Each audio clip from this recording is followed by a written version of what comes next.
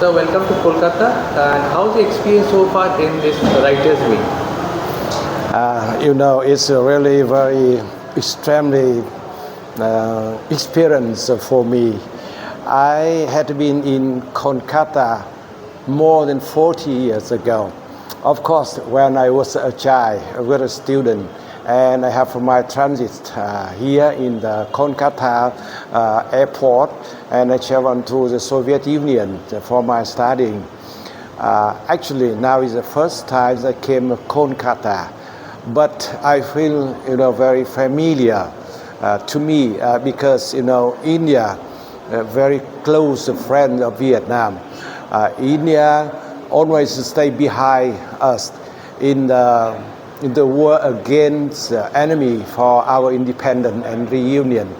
And Jawaharlal Nehru is a close friend to our legendary President Ho Chi Minh. And I'm very delighted because last 5 years, a lot of Indian tourists came to visit in Vietnam, and many millionaires of India came to Vietnam, enjoys Vietnam food, beach, country, and of course, a lot of literary of India familiar to Vietnamese reader. One of most famous is Tagore, and we learn Tagore from our school, from our university, and still reading Tagore now.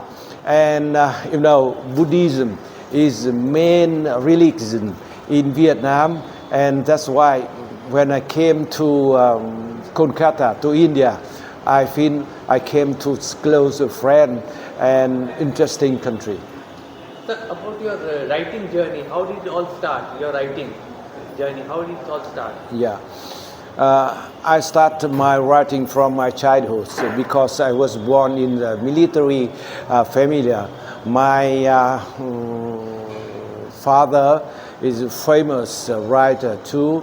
He all his life he wrote about the war against French and America for our independence, and he also is a famous author who recreate on the Võ Nguyên Giáp memoir. And because I was born in this environment, so I started my writing very early.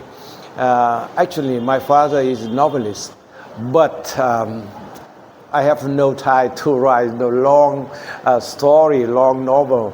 So I started writing poems, and since the first time my poem was published, it was 40 years. So how's the literary scene right now in Vietnam, the young writers? How do you see the scenario back in Vietnam? In Vietnam, writer like a wave, generation by generation. Now we have a very, very new generation.